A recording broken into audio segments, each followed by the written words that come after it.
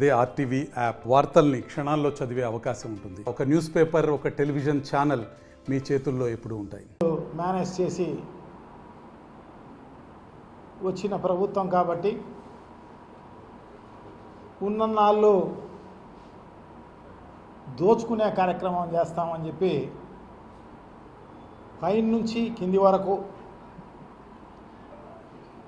అంటే ఎమ్మెల్యేల స్థాయి నుంచి మొదలుకొని ముఖ్యమంత్రి స్థాయి వరకు కూడా అందరూ కూడా దోపిడీలు చేసే కార్యక్రమం జరుగుతోంది. చాలా దారుణం. మేనిఫెస్టోలో ఏమో సూపర్ 6లు, సూపర్ 7లు ఏమేమో మభ్యపెట్టి ప్రజలను ఒక్కటి అమలు చేయకుండా దాదాపు ఒక 30,000 కోట్ల రూపాయలు ఈ 100-110 రోజుల్లోనే అప్పు చేసి అది ఏమైందో తెలియదు. ఆ డబ్బులు మామూలుగా జీతాలు ఇచ్చేదానికి, పెన్షన్లు ఇచ్చేదానికి రాష్ట్ర ఆదాయం చాలు. కానీ మరి అప్పు ఎందుకు చేశారో, మరి ఏ దానికి ఉపయోగించుకున్నారో ప్రజలకు చెప్పాల్సిన అవసరం తప్పకుండా ఉంది. చేసిన అప్పులపైన, ఖర్చులపైన శ్వేతపత్రం రిలీజ్ చేయాల్సిన అవసరం తప్పకుండా ఉంది. ప్రజలు నిలదీసే రోజు ఖచ్చితంగా వస్తుంది.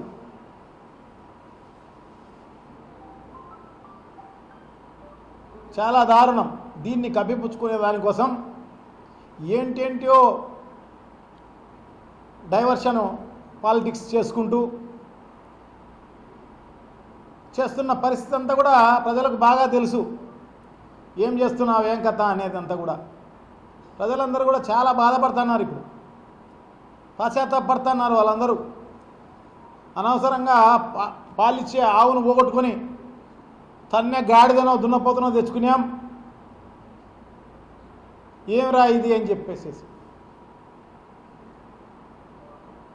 ఒక పక్క దోపిడీ రాజ్యం జరుగుతోంది, దోచుకునే కార్యక్రమం జరుగుతోంది. రెండో పక్క వైఎస్ఆర్ కాంగ్రెస్ పార్టీ నాయకులను, కార్యకర్తలను వాళ్ళందరినీ అరెస్ట్ చేసే కార్యక్రమం అంతా కూడా జరుగుతోంది. సో ఇవన్నీ కూడా ప్రజలు గమనిస్తున్నారు. దీన్ని కప్పిపుచ్చుకునే దానికోసం ఏమేమో డైవర్షన్ పాలిటిక్స్ చేసే కార్యక్రమం.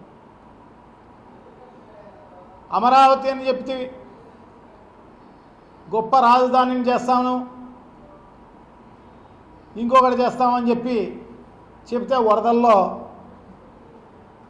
పూర్తిగా మునిగిపోయిన పరిస్థితి. ఈరోజు ఇని అమరావతికి వెళ్ళాలంటే బోట్లలో వెళ్ళాల్సిన అవసరం ఉంది. సో దాన్ని కప్పిపుచ్చుకునే దానికోసం,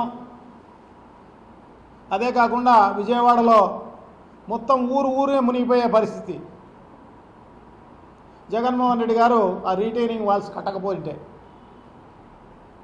దాన్ని డైవర్ట్ చేసుకునే దానికోసం ఒక బోటును,